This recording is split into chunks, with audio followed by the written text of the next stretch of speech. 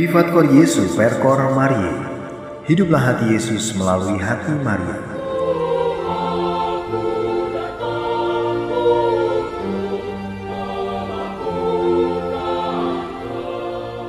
Sahabat Resi yang dikasihi dan mengasihi Tuhan, kembali berjumpa dengan saya Romo Justinus Eko Yuniarto SCY dari komunitas SCY Yogyakarta, Indonesia, dalam Resi Renungan Singkat Dehonian edisi hari Minggu tanggal 20 Desember tahun 2020 pada hari Minggu Advent yang keempat.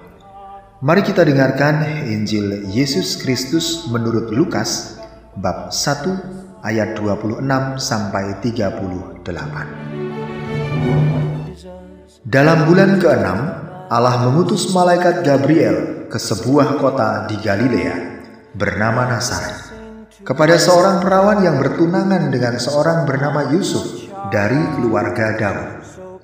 Nama perawan itu Maria. Ketika masuk ke rumah Maria, malaikat itu berkata, "Salam, hai engkau yang dikaruniai, Tuhan menyertai engkau." Maria terkejut mendengar perkataan itu, lalu bertanya di dalam hati, apakah arti salam itu? Kata malaikat itu kepadanya, "Jangan takut, hai Maria, sebab engkau beroleh kasih karunia di hadapan Allah. Sesungguhnya engkau akan mengandung dan melahirkan seorang anak laki-laki, dan hendaklah engkau menamai dia Yesus. Ia akan menjadi besar dan disebut Anak Allah yang Maha Tinggi. Dan Tuhan Allah akan mengaruniakan kepadanya tahta Daud, bapa leluhurnya. Ia akan menjadi raja atas kaum keturunan Yakub sampai selama-lamanya, dan kerajaannya tidak akan berkesudahan." Kata Maria kepada malaikat itu, "Bagaimana hal itu mungkin terjadi karena aku belum bersuami?"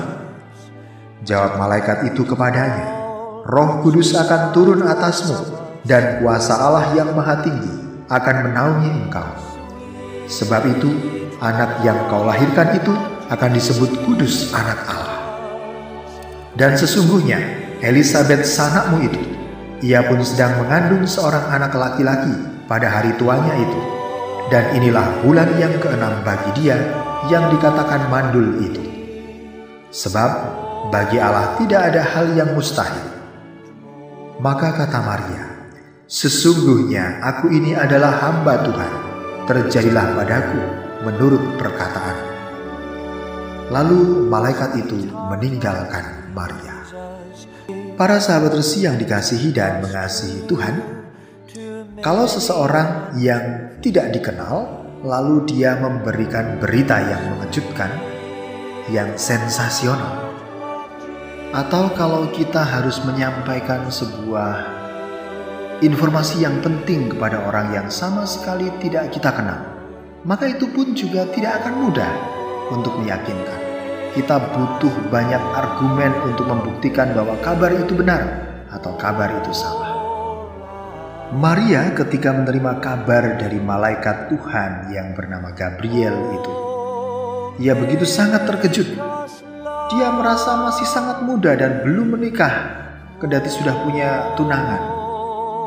Lalu Maria merasa bahwa berita itu adalah berita yang sulit untuk dipahami, sulit untuk dimengerti sebagai seorang gadis muda pada waktu itu. Dia harus mengandung tanpa suami adalah suatu hal yang mustahil dalam pola pikir manusia. Tak bisa dibayangkan apa yang akan terjadi kalau seorang wanita mengandung di luar nikah. Apa kata orang nantinya? Itulah kira-kira yang ada dalam benak Maria. Dia pasti bertanya dalam hatinya, mengapa Tuhan memilih saya? Tetapi ketika ada dialog dan diyakinkan oleh malaikat itu, Maria menunjukkan bahwa dia memiliki kualitas iman.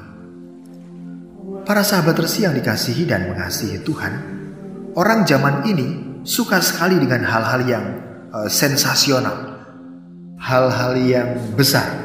Nah, maka orang dengan mendengar hal-hal yang besar itu pasti akan membuat sesuatu kesimpulan-kesimpulan, sehingga orang bisa melihat bahwa ini adalah berita yang pantas untuk diteruskan. Nah, Hal yang terjadi dalam diri Maria menunjukkan bagaimana pada saat itu justru ada dalam kesederhanaan. Hal yang sensasional itu justru dirasakan sendiri oleh Maria. Ia simpan dalam dirinya dan pada ujungnya dia mengatakan, "Aku ini hamba Tuhan, terjadilah padaku menurut perkataan itu." Para sahabat resi yang dikasihi dan mengasihi Tuhan, hati yang sederhana itu lebih sanggup mencintai tanpa batasan dan tanpa rasa takut. Dan itulah yang dilakukan oleh Maria. Maka apa yang dibuat oleh Maria dalam dialognya dengan malaikat Gabriel itu, dia pada saat itu sebagai seorang yang masih muda, sangat bisa dipahami bahwa dia merasa gelisah pada waktu itu.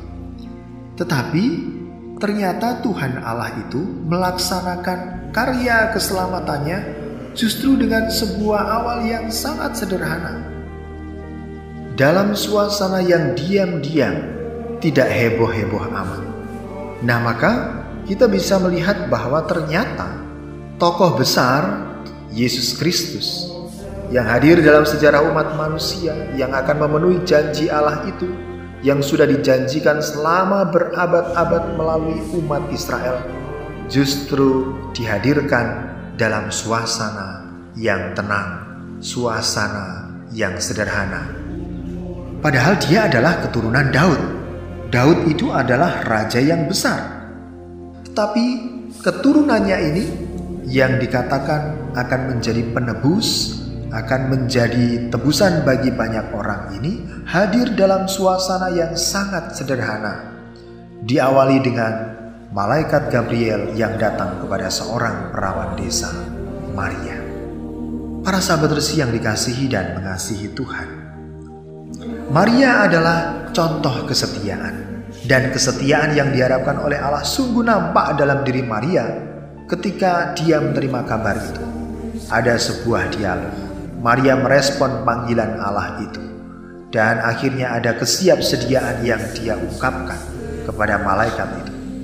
Maka semua ini adalah rencana Allah, bukan rencana dan keinginan Maria secara pribadi. Maria menghadapinya dengan iman. Ia wujudkan dalam tindakan kesetiaan dan kesiapsediaannya. Dia percaya bahwa Allah itu telah merancang sesuatu yang indah baginya, dan ia akan memberikan yang terbaik untuk umatnya. Maka yang bisa kita renungkan adalah ternyata Maria itu menjalani hidupnya dengan penuh kesetiaan, dengan mencintai tanpa perlu untuk menjelaskan. Dan itulah yang dihidupi oleh Bunda Maria. Maria menunjukkan sikap iman yang luar biasa sebagai hamba Tuhan, dan sikap ini dipilihnya karena dia merasa bahwa dia adalah pilihan, meskipun dia sendiri masih bergulat dalam pemahaman. Para sahabat resi yang dikasihi dan mengasihi Tuhan, maka jalanilah hidup tanpa penyesalan, mencintailah tanpa perlu untuk menjelaskan, seperti Maria melakukan saja kehendak Bapa. Dan itulah yang akan menjadi hal besar yang pada akhirnya menjadi tebusan bagi banyak orang. Maka mari kita mohon rahmat kepada Allah supaya kita memiliki kesiapsediaan dan memiliki kesetiaan di dalam hidup, sehingga apa yang kita upayakan menjadi berkat bagi banyak orang. Dan semoga kerajaan Allah terwujud melalui diri kita di tengah-tengah dunia, dan Tuhan memberkati Anda dalam nama Bapa dan Putra dan Roh Kudus. Amin.